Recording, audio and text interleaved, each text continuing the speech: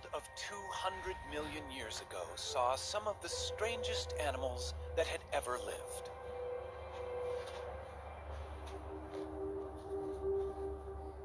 Nothing about them suggested they would become a huge success.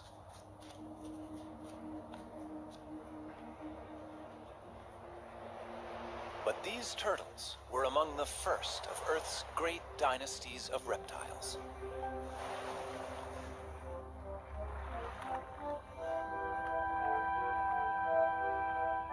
Turtles then and now are unique. Their bodies are encased in armor, and that shell has changed little over millions of years.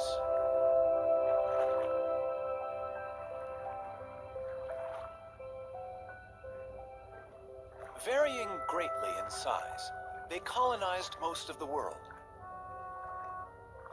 But wherever they live, the basic shape of a turtle's body remains the same. Some land-dwelling turtles, or tortoises, are quite small. Others have become famous as giants. Some long-necked types are at home in and out of fresh water. They and these shorter-necked turtles are known as terrapins.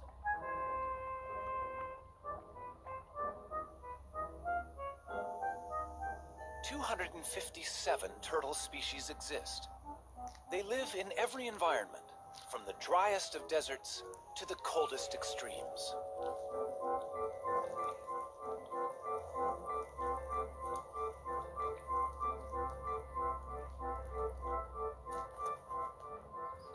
Some that are gentle vegetarians have become welcome visitors to our homes. Others hunt out of our view.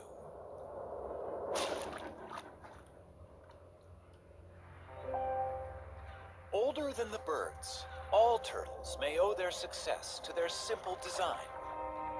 But what future is there for turtles living life in a shell?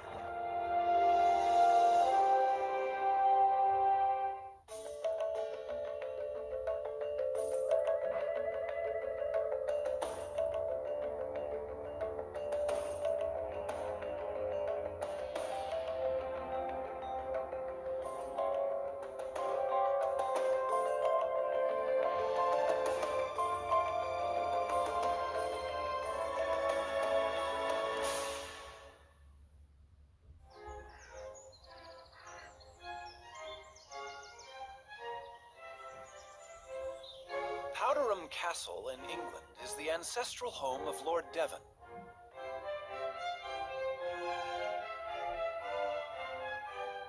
It's also the home of Timothy, a rather venerable tortoise. To the present lord, Timothy is the oldest member of the family. Timothy first came into our family in 1892, and he previously belonged to Captain Rutherford, who was a sea captain, and undoubtedly he was on board ship for quite a long time. And this has given rise to a number of myths about Timothy's beginnings, that he belonged to pirates and all this sort of thing, which aren't strictly true. He's outlived a number of Earls of Devon. I think at a quick count it's about 7, or maybe I'm either the 7th or 8th that he's known. The suggestion is that Timothy is at least 162 years old.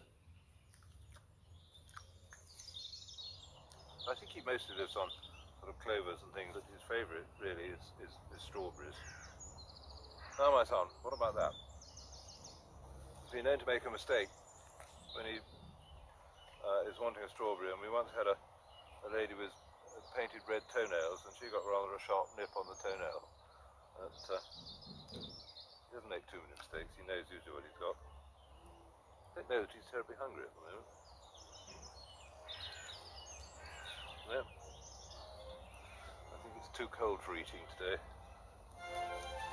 Counting growth rings on their shell is not always a reliable guide to a tortoise's age. Rings vary with diet. But tortoises always live life at a slow pace, and that may be a reason for Timmy's record age. The fossil record is our best guide to the history of Timmy's ancestors. The first we know lived some 300 million years ago in the world of forests that gave us our coal.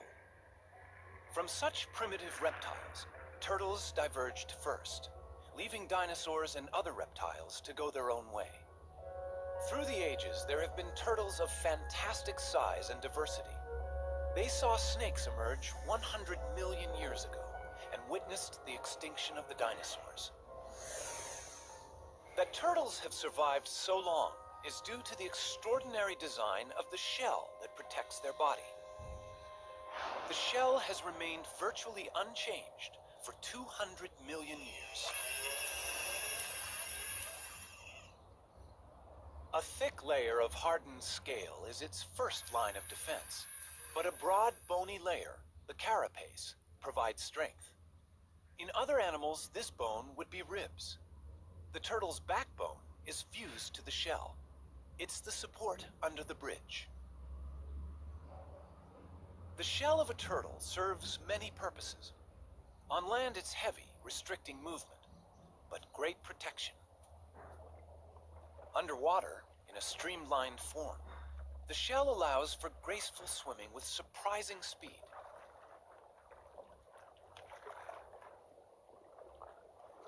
Power is provided by huge front flippers.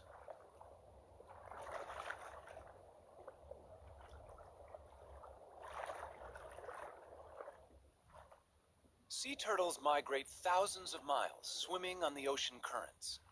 Their hind limbs are mainly used as rudders for steering. Legs have no appeal for these sailors. Sea turtles only emerge onto land to nest, and even then, flippers are sufficient to haul the turtle over a beach.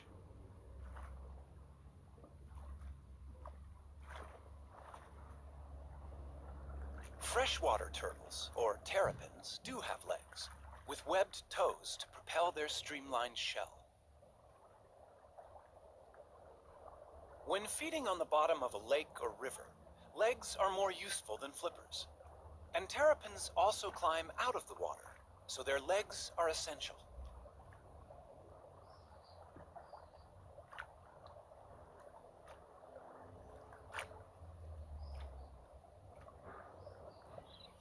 A tortoise, walking on land all the time, needs strong legs, in this case to carry it out of danger.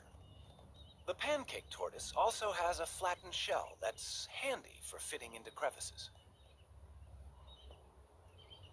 A caracal can easily spot a meal in these cracks, but the shell of this tortoise, being flexible, can be tightly wedged in the rock.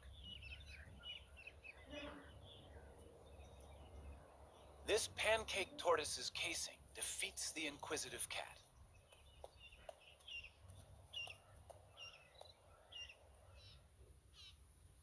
Giant tortoises, and this one on a Galapagos island is among the largest in the world, have no natural predators to hide from, but they need weightlifters' legs to move their enormous shell. This one is hauling a house that weighs nearly 300 pounds and is over an inch thick.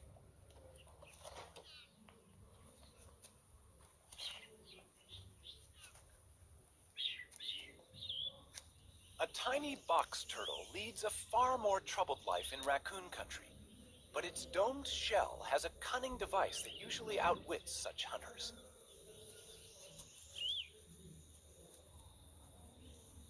It's time to take evasive action.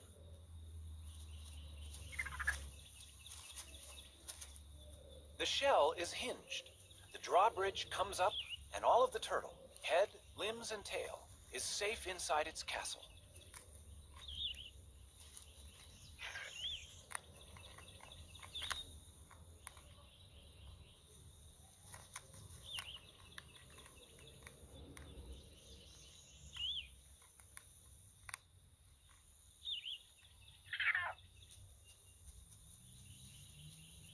Only when the raccoon retreats will the turtle venture out. That hinge on the lower shell saved its life.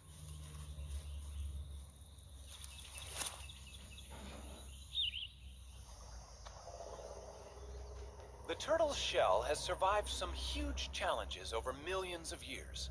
But sometimes, no matter how good the design, the odds can be against it.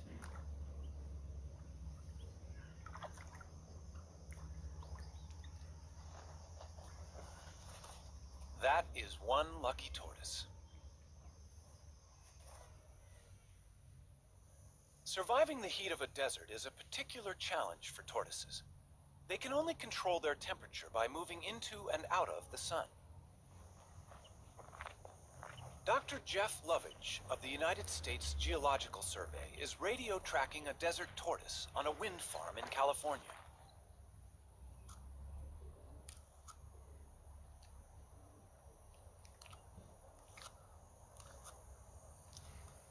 Desert tortoises have recently started to decline, and Jeff wants to find out why.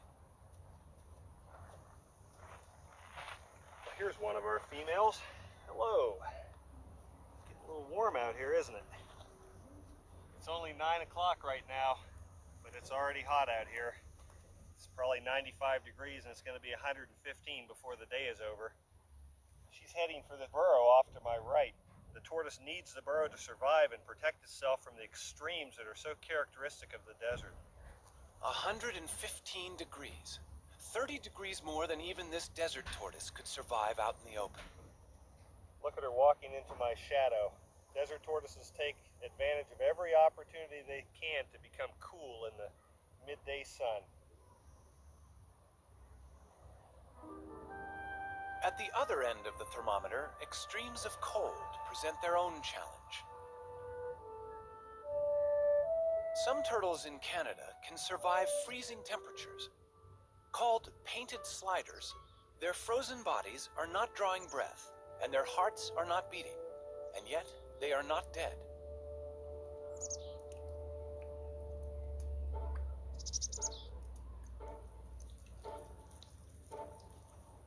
These hatchlings, born in August, freeze and unfreeze throughout the winter until the final thaw in spring. How the cells of their body survive this, nobody knows. Yet the painted sliders leave their nest and start active life unharmed.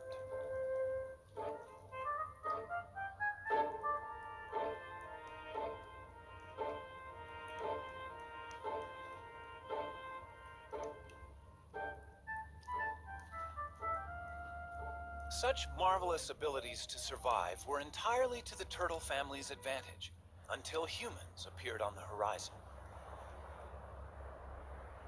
In the centuries before refrigeration was invented, it was sailors who took advantage of the turtle's special qualities. Since turtles can survive for several months without food, they could be carried aboard as a supply of fresh meat. Killing turtles for their tasty meat is a very ancient practice. Wham! That's a direct hit.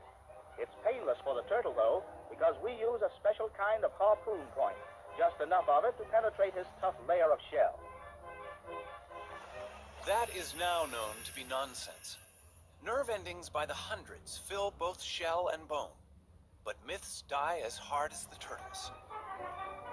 These turtles weigh from 300 to 500 pounds, and their age is estimated at a pound to the year. By the start of the 20th century, overexploitation had brought some kinds of turtles to the brink of extinction. Today, turtle soup and meat consumption continues despite international laws, which attempt to protect endangered turtles.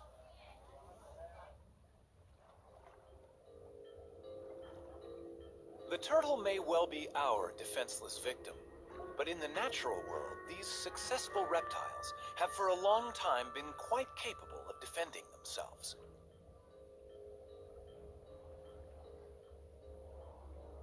Tiger sharks and their relatives kill sea turtles in deep water.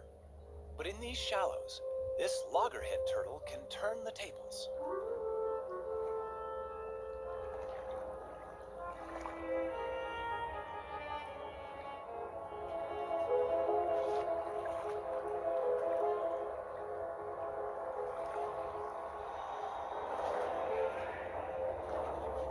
The turtle is is biting the shark.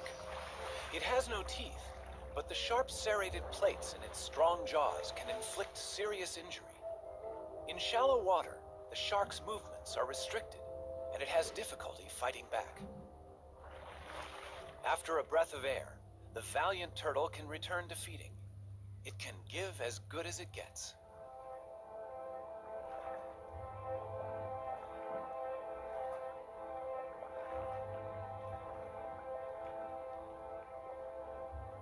A loggerhead eats a variety of seafoods, but its beak is ideal for capturing hard-shelled prey.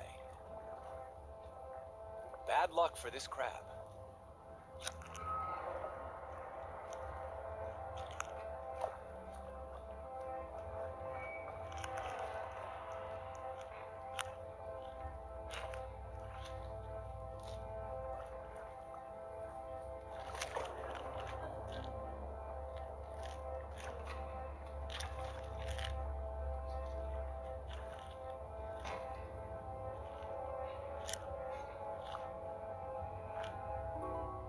In freshwater, a camouflaged turtle is hunting. This is a mata-mata. It will blend with the fallen leaves and wait for a fish to come within range. Then, it simply sucks them in.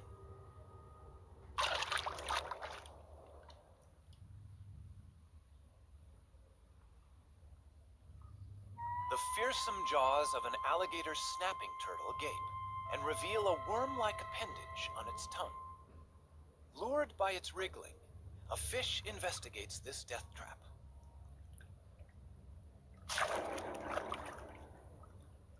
And there are even turtles that hunt together. Donald Stridham knows that visitors to the Swardini Reptile Park in South Africa are fascinated by the bloodthirsty terrapins he exhibits there. It's feeding time in the terrapin pool.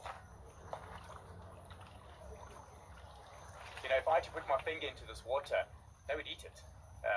But I'm going to give them something else to eat, their favorite food, a little piece of chicken here.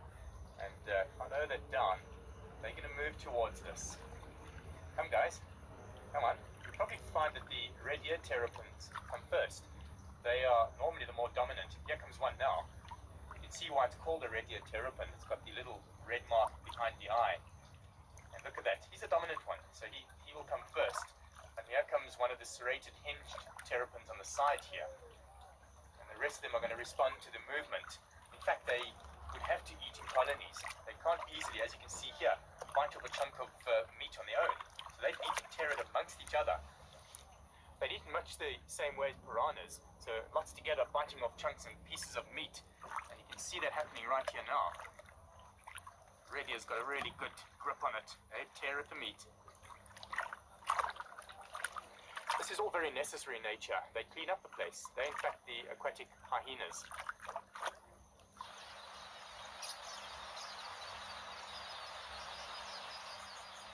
Forget big game watching here. Keep your eyes on these little guys.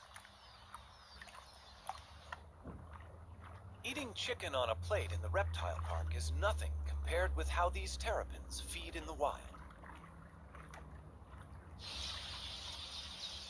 The predator sizes up its prey, these quelea, which flock in the thousands. One terrapin grabs a bird. The others crowd in to snatch what they can.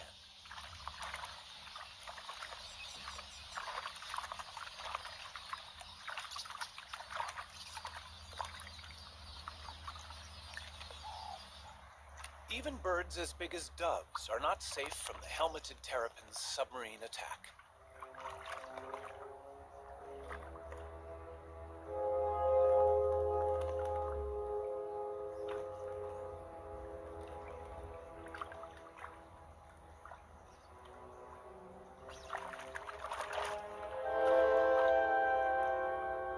A lone terrapin could overcome the dove, but hungry rivals are on their way.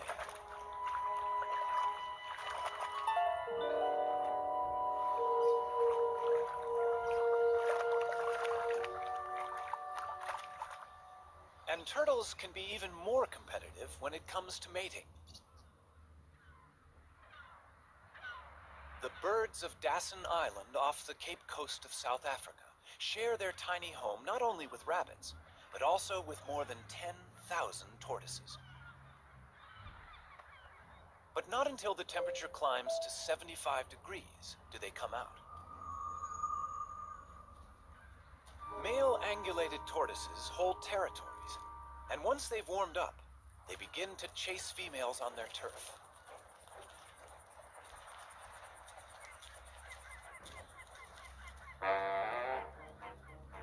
Once he's found one, he won't easily let her go.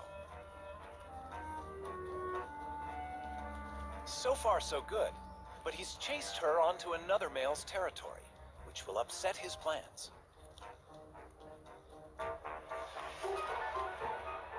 They do battle, a duel in the sun. But a third male has seen an opportunity, and he's mating with their female. Neither the combatants nor the vigorously mating couple show signs of giving in. By the time the fight reaches its climax, the mating is also over. The loser may even lose his life. He must right himself, or else fry in the sun.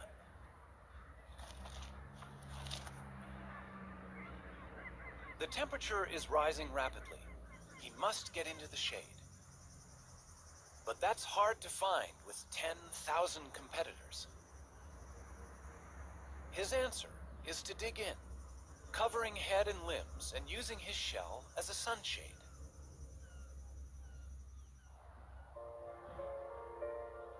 In tropical waters, temperatures are much the same all year round.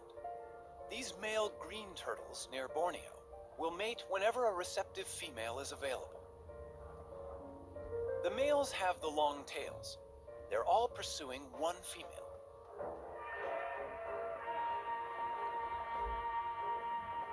A male succeeds in locking onto her shell and mating with her.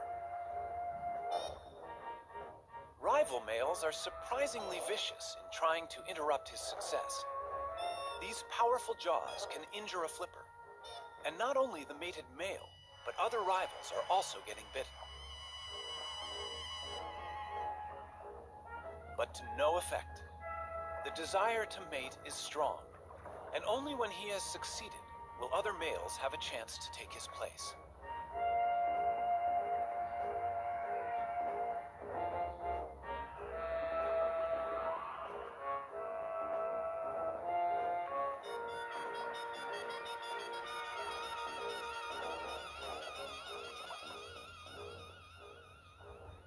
In the sea or on land, turtles breed with little problem. But on the unique islands of the Galapagos, a crisis has arisen. At the Charles Darwin Research Station, the fortunes of the famous Galapagos Island tortoises are being carefully monitored. These tortoises are giants, among the largest in the world. And they are more than just a tourist attraction. They're endangered, and their survival depends on them breeding in captivity here.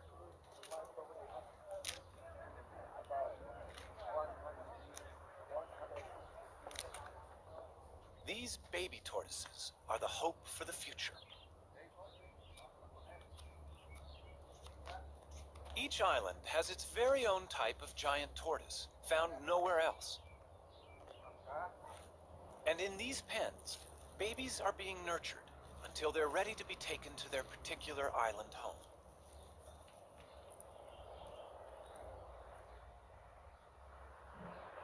In past centuries, boats landed on each island to plunder the docile giants, killing or collecting them.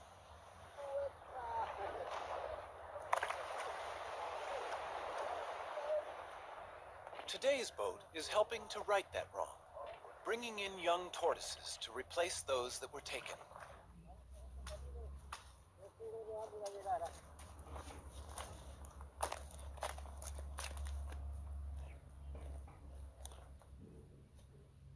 This is the island of Hispaniola. The Hispaniola tortoise was once facing almost certain extinction. Now, the future arrives in a bag.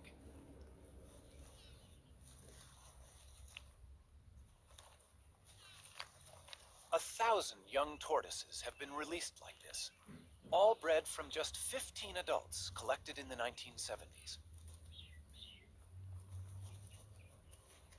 They should be safer than they've ever been. Their only enemy was people, and now the poacher has turned protector. In 20 years, they should all be as big as this adult. But this success has not been repeated for the tortoises of Pinta Island. The last remaining resident of Pinta is living out his old age at the Charles Darwin Research Station. They call him Lonesome George. More than 70 years old, he's the last of his species. All the others starved when introduced goats ate the plants of Pinta, and shipborne rats ate the tortoise eggs. Zoos and private collections worldwide have failed to turn up a relative. And even if a mate were found, he could be too old to breed. The Pinta Island tortoise may be the first turtle species to become extinct in the 21st century. The future of many of the world's turtles is a matter of concern. Even the olive ridley sea turtles, famous for their mass egg-laying on this beach in Costa Rica, are arriving in fewer numbers each season. Randall Arouse is familiar with the spectacular aribata, as it's called, here at Osteonal. Ever since I was a very young boy, and I was always interested in marine biology. But then one day, it was 1982, I was a second-year biology student. I walked into the school and there was a big sign that said, "Aribata, we need volunteers." And I thought, well, I've heard about the aribatas and the turtle nesting. I should go check it out. Then I came to Osteonal, right here at this spot, and I saw the aribata happening. And right then it struck me, like I had to study turtles, and I've been doing turtles ever since. As many as 200,000 turtles might haul out onto this beach on one night. 20 years ago, it would have been 1 million, but this is still one of the biggest aribatas in the world. The turtles are right now congregating right out there. They're going to congregate in what we call the float, and they'll start coming up after the sun goes down, and probably by midnight or 1 in the morning, we're going to have a very high concentration of turtles nesting here on this beach, and they're not going to finish until sunrise, probably about 8 or 9 in the morning. So yeah, it's going to be some pretty heavy work all night long. We basically know that these turtles come for 2 or 3 consecutive aribatas in a row. Then they're going to leave, and we won't see the turtle again for another year or another 2 years.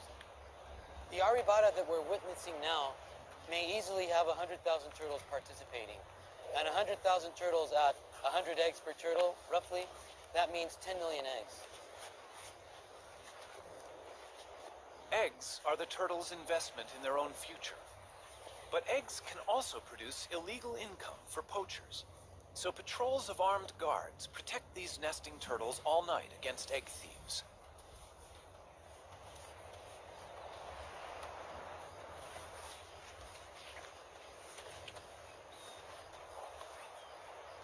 This female may have mated with several males offshore.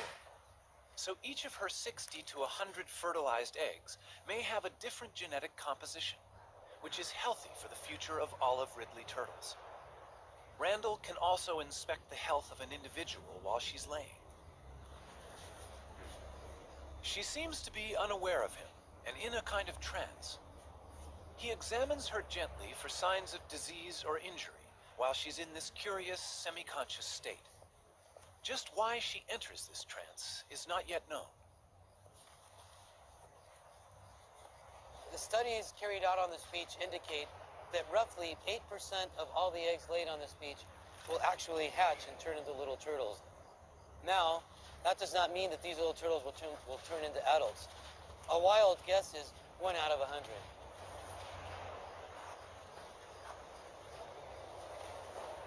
This beach at Osteonal is only about 4.5 miles long. And with turtles still arriving to nest at dawn, there is not much space left, and some inevitably dig up the nests of others.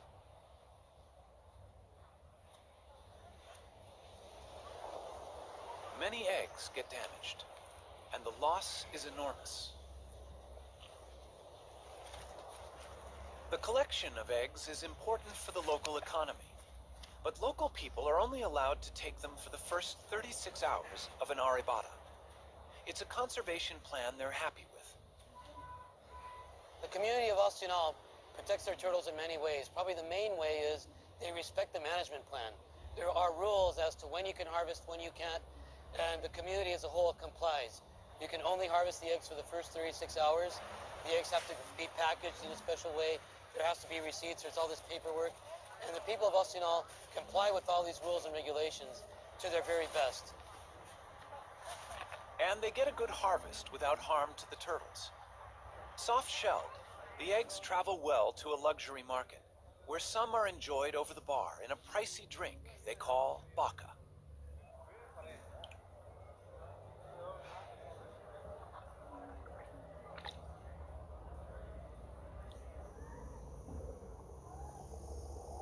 Now that more and more people are living where they do, land turtles such as the California desert tortoise face greater problems. This rivalry concerns Jeff Lovich. When you look at what people have done to the desert in the last 100 years, it's amazing that it's survived. I mean, here we have this rugged old touchstone, a place that looks timeless, yet it's changing very rapidly, in a place that was formerly virtually empty of people and now sits in between Phoenix, Las Vegas, and Los Angeles, some of the most highly populated cities in the United States. And we put roads in through the whole desert. We've driven over it in our motorcycles, our trucks, and our off-highway vehicles. We've encouraged the spread of exotic species of plants and animals that are changing the landscape of the desert very rapidly. And the desert tortoise has become the flagship species for conservation in the Mojave Desert. But it has a very uncertain future in terms of how it's going to be able to survive in this onslaught of human population increase. Its charm may be a desert tortoise's worst enemy. People like to have one at home.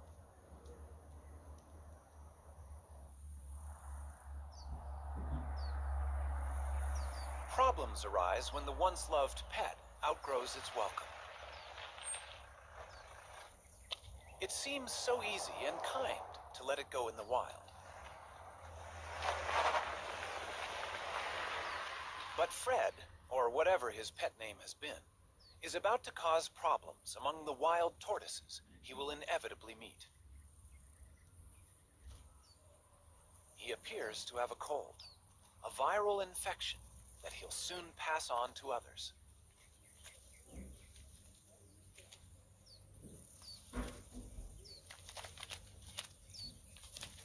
A whole population of desert tortoises may die because one unwanted pet was carelessly released.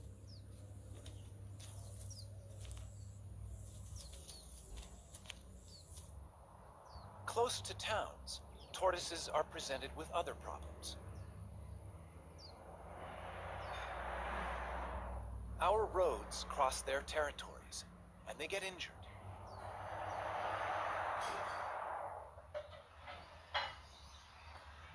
I have a very injured turtle. Another casualty for the vet. But this one is not from a traffic accident. Hi, what do we have here? Let's have a look. Poor thing. Looks like it's been chewed up by a dog or a coyote or some kind of a predator. Okay, this is just like dead skin, dead scales, so this doesn't hurt. This is just like peeling dead skin off. Fiberglass can be used to repair tortoise bodywork. Sometimes I feel like a cook when I'm doing this. Cover up, but we'll cover it up with another layer, and it should do fine. Because of the fact that it's clear, we can see through it and see what that tissue looks like in there. So if it ever got to a point where that tissue started looking bad, we'd be able to take this shell patch off and get in there and treat it. All right. Convalescence for that injured turtle is available here with Dan Touchstone of the San Diego Turtle Society. Turtles are able to survive much more severe injuries than a mammal because of their shell and a much slower constitution. Strawberry? Come on, you want it. He also has orphans in his care. Unwanted pets. Morning, Puddles. All are pampered here. How you doing, big guy? Breakfast time for you. Yeah, there you go. Puddles, you were about the size of a walnut when we got you. Here you go. I know you're hungry. In Florida, turtles have acquired a special friend, Richard Moretti, who's a bit surprised by his new passion. I moved to the Keys in 1983 and started fishing. Everybody said, "Oh, you're so great. You came to the Keys to save the animals." No, I came to kill the fish. It just, living in the Keys changes you. You appreciate the environment a little more. Okay. Yeah. She'll be out here by the end of summer. Slow. And these are the new babies? Concerned about sick and injured turtles he encountered in the late 1970s, Richard set up the Florida Turtle Hospital and staffed it with a dedicated veterinary team. Well, she'd have to get a little larger. But yeah, she's swimming okay and she's eating just fine.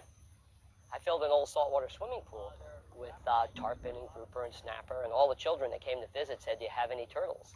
So in 1986, we went to the state of Florida and said, "How do we get sea turtles?" They said, "Well, the only way you can have them is to do something for them."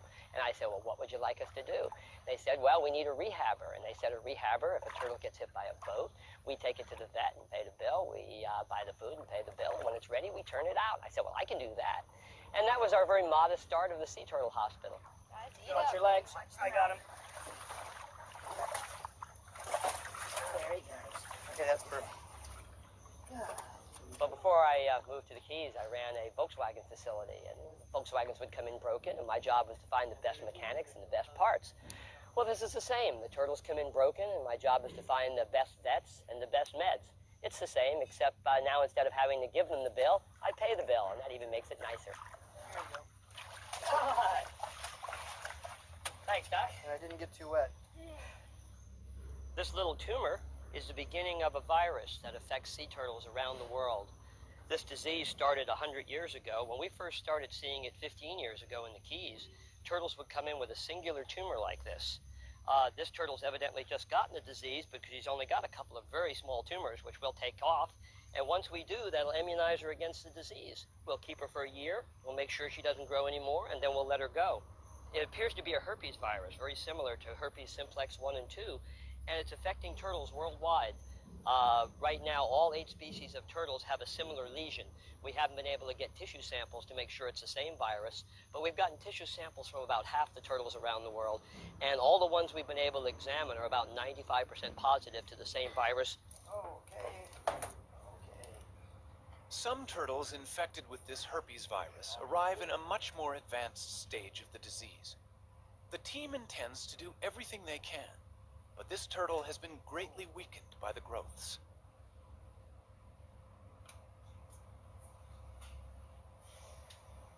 Notice the contrast difference. You have a radial opacity here. Notice it's not bone dense and it's not soft tissue dense.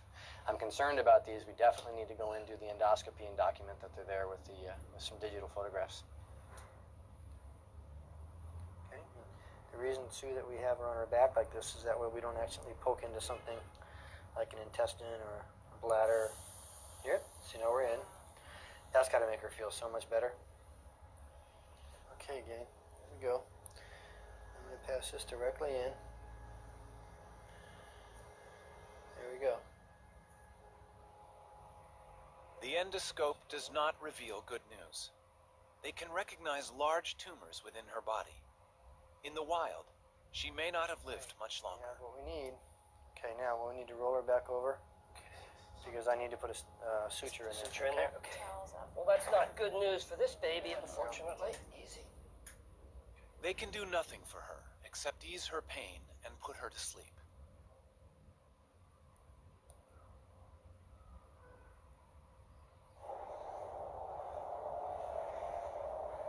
The joy of success helps make up for the sadness of failure. And today, 4 rehabilitated turtles are going home. They look like they're ready. Yeah, after never being out of a tank, they're going to enjoy this big tank called an ocean, huh? All right. Have lots of babies, guys. Are you ready for this? You look ready. You're beating me up already? You got your jewelry? Yes. Okay. You can go. Moments like this reassure Richard Moretti that their work is worthwhile. All right, Guy. Shall we send them in pairs? All right, sounds good to me. All right, they're roommates. They've been roommates. Okay, there they go. Ready? Usually when you see wildlife being worked on, it's usually on a picnic table with a buck knife. But we've built a state-of-the-art facility to give these animals the care they really need. Those little turtles that were just released, when they came in, they had been trapped in roots when they were born, and they struggled to get out. They were cut all the way to the bones, all over their body from struggling with those roots. It took us 2 years to get them ready, and you saw those were nice, healthy turtles. And the feeling, taking a wild animal that's going to live a lot longer than I will, back out into the ocean and turning it loose for future generations, well, you can see, goosebumps. It's great. Nothing feels better than being able to put something back to the future.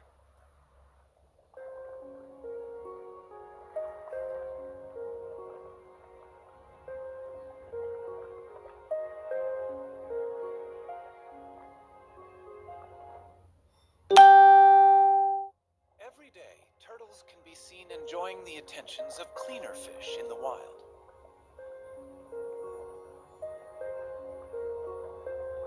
The fish feed on algae, and in doing so, clean the turtle's shell. It's a partnership that's millions of years old.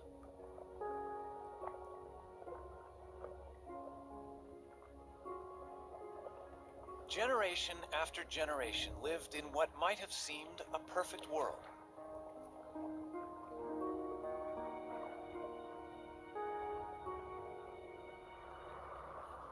But change is sweeping through the ocean.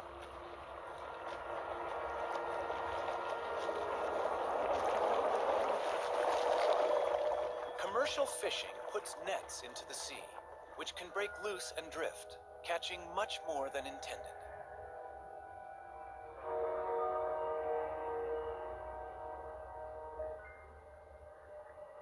These death traps can also snare and drown frightened turtles. Helplessly bound, they cannot swim to the surface to breathe. Shrimp nets have also taken a toll on turtles. Scientist John Mitchell.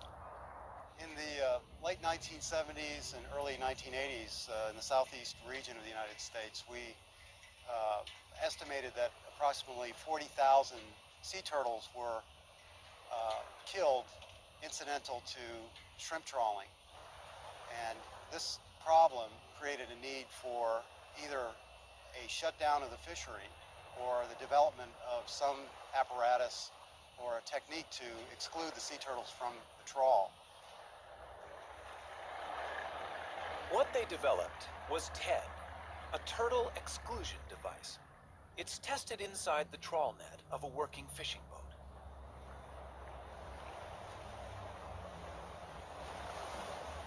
The net is being dragged behind the boat, and the TED is fixed inside the net at the end. The idea is that a turtle in the net hits the device, is pushed up the ramp, and escapes through the top of the net. Only a live turtle can test it. In this situation, a turtle would normally be fatally trapped with the shrimp. But on reaching the TED, the turtle, much bigger than the shrimp, hits the bars, is guided upwards and out into the sea, none the worse for its experience. It's a simple invention, but it saves the lives of many turtles. And the use of TEDs desperately needs to be encouraged worldwide.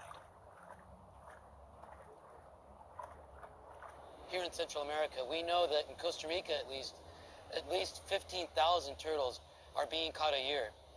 And of course, this is definitely going to have an impact on the population. There's a dead turtle right over there, you can see, almost definitely killed by a shrimper.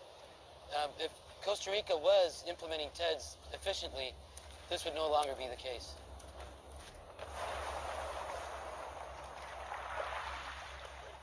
In the sands of this beach at Ostianal, the olive ridley turtles have been developing for some 60 days.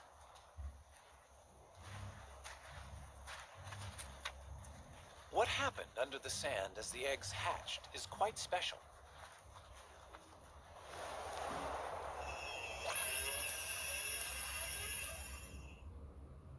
The eggs at the bottom of the nest hatch first. The hatchlings climb to the top of the chamber, and down below, sand fills the space they left. As more hatch, the floor is gradually lifted to just below the surface, and the hatchlings emerge together.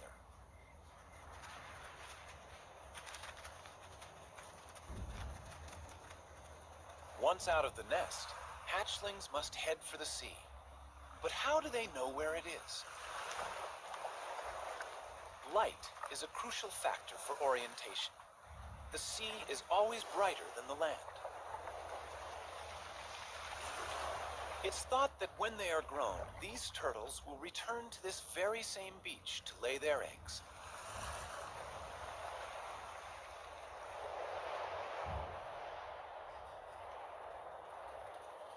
Turtles also hatch in daylight. Most race directly for the ocean, but they can now be seen by predators. Theirs is a lonely and dangerous journey.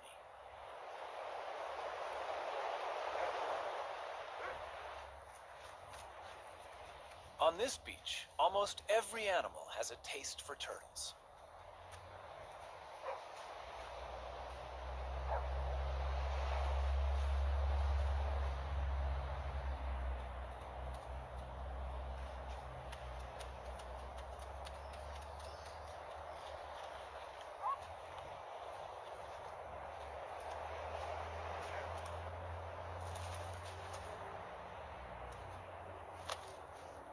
But predators, such as this black vulture, don't always get to eat their fill.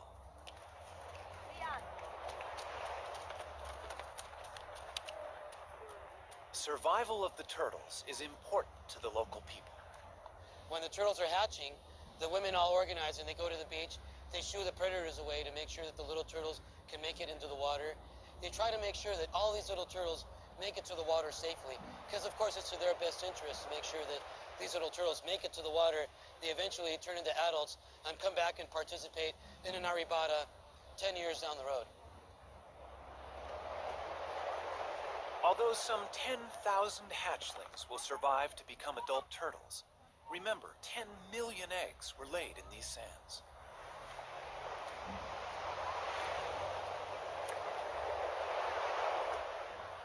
With a little help, these youngsters will be out to sea, where they will drift away on the currents.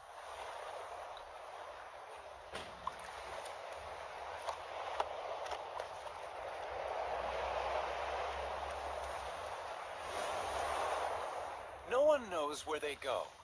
Perhaps they hide from ocean predators among floating seaweed, where they can safely feed and grow. But it will be 15 to 20 years before they return to these waters.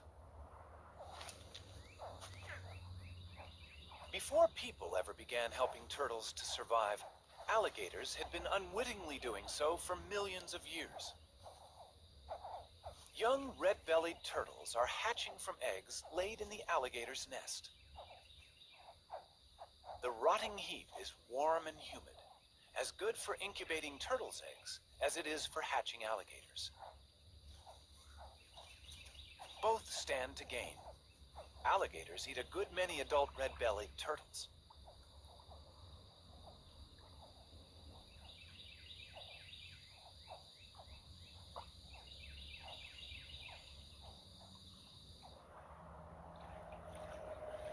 For 200 million years, turtles, with their curious bodies encased in their remarkable shells, have endured all manner of change around them.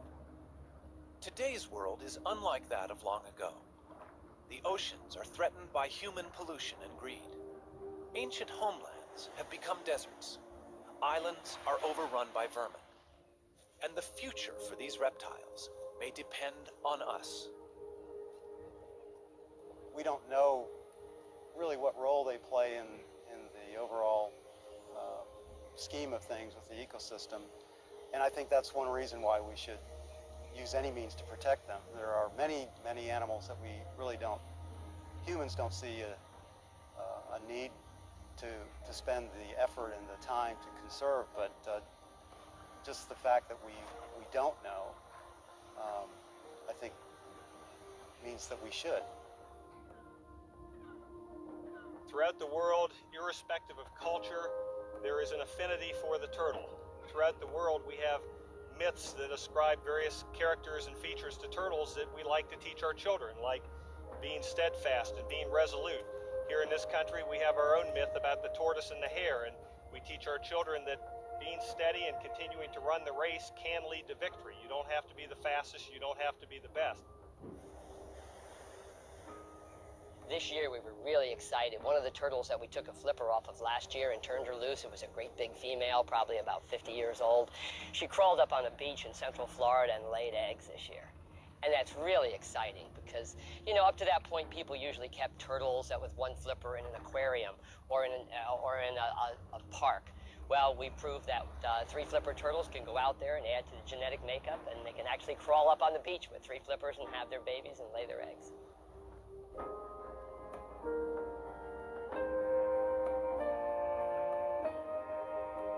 They're 200 million years old. Those are living fossils that we put back in the ocean. And hopefully with a lot of help from our friends that help us work on turtles, we'll see them into the next millennium. But it makes you feel really good. You know, we use so much of our assets and our environment up. It's so nice to put something back for the future.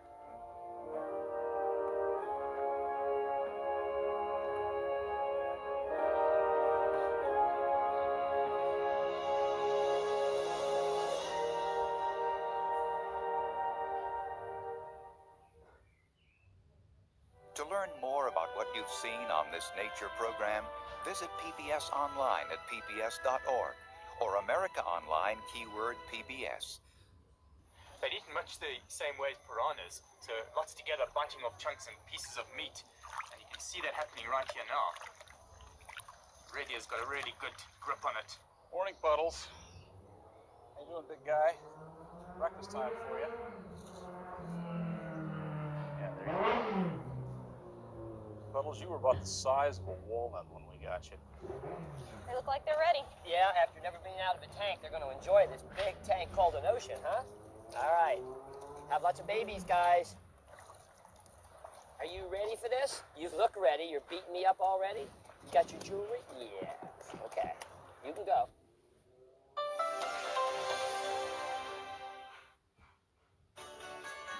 We are PBS.